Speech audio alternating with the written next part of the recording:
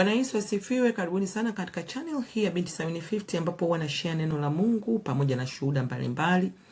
Kama wewe ni mgeni katika channel hii au bado hujachukua hatua ya kusubscribe, na kukaribisha kusubscribe katika channel hii kwa ajili ya masomo mbalimbali. Na mshukuru Mungu kwa kunipa nafasi tena siku ya leo kuendelea na series hii ya Je, unataka kumsikia Mungu? Basi naomba ukae na mimi mpaka mwisho tuweze kujifunza kwa pamoja. Lakini usisahau kusubscribe, kushare, kulike na comment. Comment ni yoyote ile, inaweza kuwa swali, inaweza kuwa kitu ambacho nimekiacha. Kabla tujaendelea, naomba angalia hii video fupi niliyoitayarisha kama utangulizi wa somo letu. Mungu akubariki sana. Kuijua sauti ya Bwana ni kitu muhimu sana. Hata Bwana Yesu mwenyewe alilisema hili katika kitabu cha Yohana sura ya 10, akasema kondoo wangu waijua sauti yangu. Umeona? Sisi kama kondoo tunatakiwa tunapoisikia sauti ya Bwana tuijue na kuisikia na kumfuata yeye, kwa sababu anasema kondoo wake wanamfuata wanaposikia sauti yake. Na hao kondoo wake Bwana Yesu yeye anasema kwamba hawaijui sauti ya mtu ambaye sio yeye, yani mwizi huyo ambaye ni adui. Umeona kama hapa hao kondoo wakiitwa wanashtuka na wengine wanaanza kukimbia. Kwa sababu gani? Hiyo sauti sio sauti ya mchungaji wao. Mchungaji wao ni mwema. Na sisi kama wana wa Mungu vivyo hivyo tunatakiwa tuijue sauti ya Bwana wetu. Tusipoijua, neno la Mungu linasema katika Yohana 10, mwizi huja kuiba, kuharibu na kuchinja. Atatupoteza na anakotupeleka ni kwenda kutuharibu, kutuua, kutuiba, kutuchinja kutoka kwa mchungaji mwema. Kwa somo zima kaa mpaka mwisho na Mungu akubariki sana. Amen, amen. Basi moja tuanzie hapo hapo katika Yohana 10. Ukisoma hiyo Yohana 10, Bwana Yesu alikuwa ameanza kusema mimi ni mlango. Umeona? Na yani summary kwa ufupi ni kwamba Bwana Yesu anajielezea kwa yeye ni mchungaji mwema. Kwa kuna mchungaji mwema na kuna mwizi.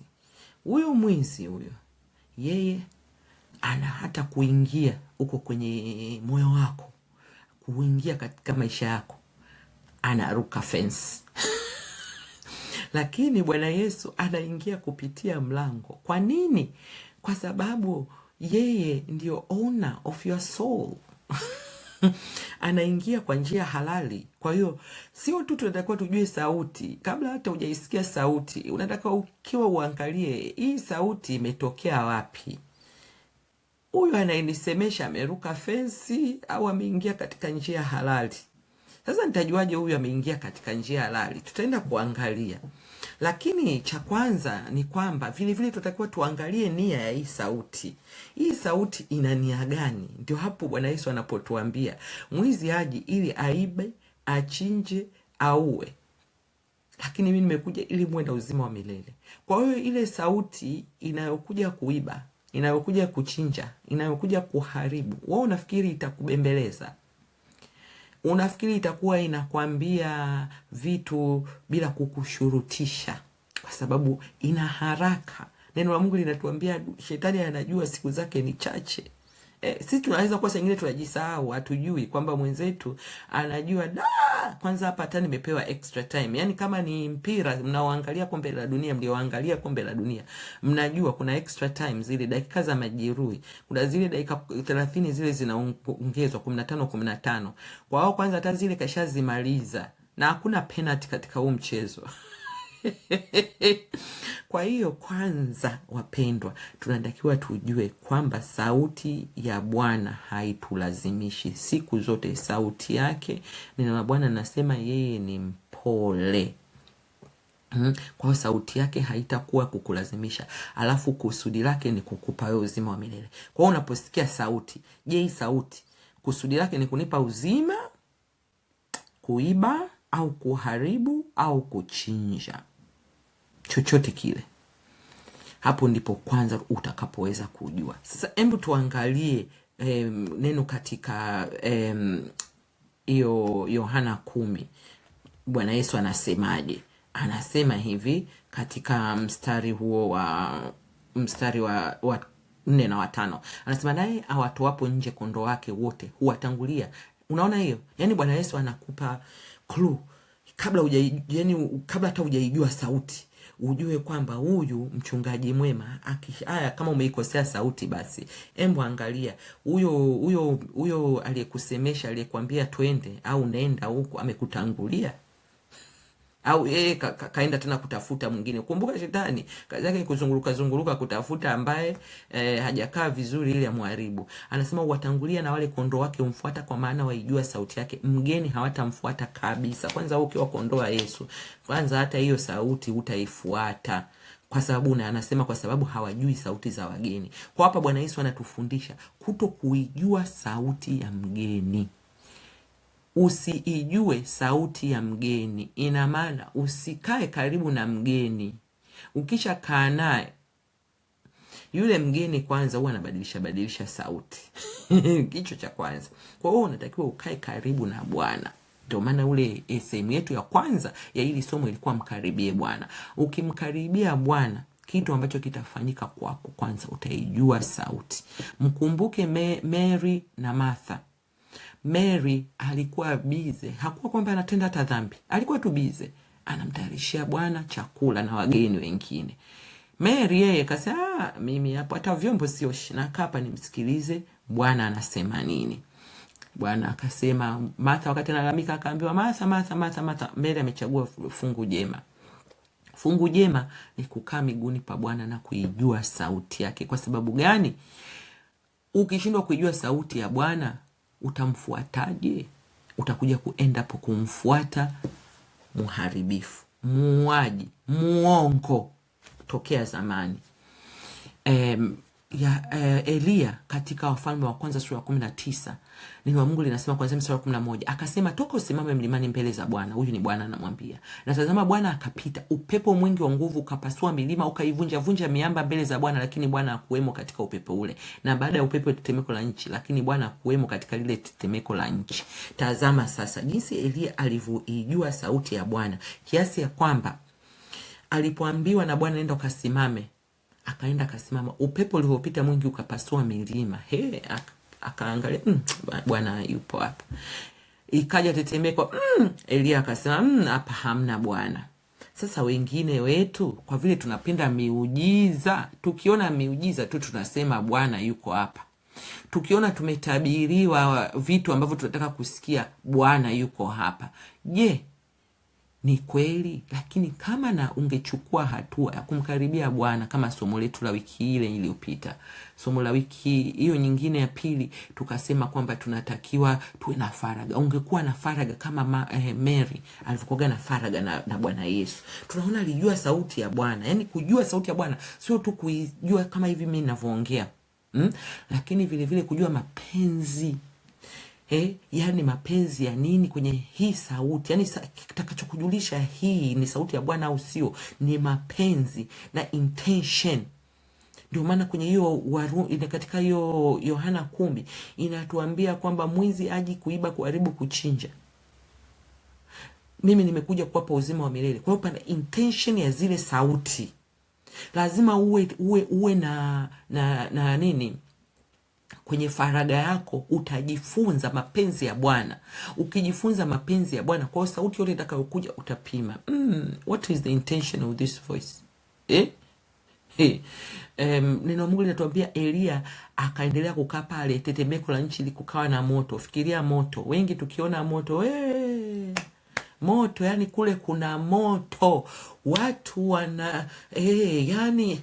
Na ndio maana kuna mchungaji mmoja nimemsikiliza akasema, kwanza sasa hivi watu wengi wanapima uwepo wa Mungu kwa emotion zao. Yani wakiwepo mahali ambapo watu wako yani wako emotional, inga wanaimba, wamefanya hivi, pamefanya hivi, yani kuna mambo fulani hivi, maombi yanapigwa makelele sana, kuna nini, ndio mtu atakwambia pale palikuwa na uwepo wa Mungu. Sasa tumsikie Elia. Elia anasema hivi, baada ya moto sauti ndogo ya utulivu ikawa. Elia alipoisikia alijifunika uso wake. Sauti ndogo, lakini alijifunika uso wake. Kwa nini kujifunika uso kwenye moto? Kwa nini kujifunika uso kwenye tetemeko? Kwa nini kujifunika uso kwenye upepo? Kwa sababu Bwana hakuwepo, na Elia alikuwa anaijua sauti ya Bwana. Katika mavazi yake akatoka, akasimama mlangoni mwa pango, na tazama sauti ikamjia kusema, unafanya nini Elia? Ukiangalia intention ya hii sauti haikuwa kumkondem, alikuwa anamuuliza kama ambavyo Adamu aliulizwa uko wapi, na yeye alikuwa anaulizwa unafanya nini. Kwa hiyo hata sisi kipimo kingine ambacho tunaweza tukajua hii ni sauti ya Bwana au sio sauti ya Bwana. Je, sauti hiyo ina condemnation? Je, sauti hiyo ina makusudi gani? Kunipa uzima wa milele, kuiba, kuharibu na kuchinja? Kingine ambacho tunatakiwa tukijue, wapendwa, katika yote tujifunze kuuliza. Katika Matendo ya Mitume sura ya 9 mstari wa 4 wa 5 tunajua habari za Paulo wakati yuko Sauli, alipokutana na Bwana wakati anaenda Dameski. Tena alikuwa anaenda kuua, alikuwa hata bado hajaokoka. Akaanguka chini, akasikia sauti ikimwambia, Sauli, Sauli, mbona waniudhi? Akasema, unani wewe Bwana? Naye akasema, mimi ndimi Yesu unayeniudhi. Mara nyingine tumuulize tu, hiyo sauti nayoisikia, hiyo sauti ya nani? Wewe ni nani unaisema na mimi? Mimi mwana wa Mungu. Una haki ya kusema na mimi. Lakini wapendwa, zaidi ya yote leo, hebu tuangalie, ninajuaje hii ni sauti ya Bwana? Moja, je, inaendana na neno la Mungu? Hiki ninachokisikia kiko kwenye maandiko? Kwamba hapa naambiwa sijui nifanye hivi, sijui nile majani, sijui nifanye nini. Je, hiyo ni ipo wapi kwenye maandiko? Kuna wale wanafanya mambo ya aibu kabisa. Je, ni wapi imeandikwa kwamba tukifanya hivi inakuwa hivi? Ni wapi nimeambiwa nikitoa hela ndio nitajazwa Roho Mtakatifu? Ni wapi nimeambiwa nikitoa hela ndio nitaponywa? Wapendwa, tuwe wajanja. Bwana Yesu anasema tumfuate mchungaji. Yule mwizi anaangalia desperation yetu, ndio hicho anachoangalia, na Mungu atusaidie sana. Kwa hiyo lazima tupime na nani yetu, tupime na maandiko. Pili, je, tuna amani moyoni mwetu? Elia alipoisikia sauti ilikuwa ndogo, ilikuwa na amani. Hapakuwa na matetemeko, hapakuwa na vitu kuvunjika, hapakuwa na moto wa kutisha. Amani. Je, una amani moyoni mwako? Nina amani moyoni mwangu. Una amani? Kingine muhimu cha kuangalia, je, inakuharakisha? Shetani ndo mwenye haraka kwa sababu siku zake zimehesabiwa. Anajua mwisho umekaribia. Yuko busy sasa hivi. Kwa hiyo unajiuliza, kwa nini ina haraka? Je, inakuja na fear? Hapa pana kitisho cha aina yoyote? Hivi unafikiri mwizi akija hivi hata ukakutana naye barabarani huko umebeba kipochi chako, atakunyang'anya tu, naomba kipochi, naomba. Mimi niliwahi kuibiwaga saa. Tena ilikuwa nzuri jamani ile saa.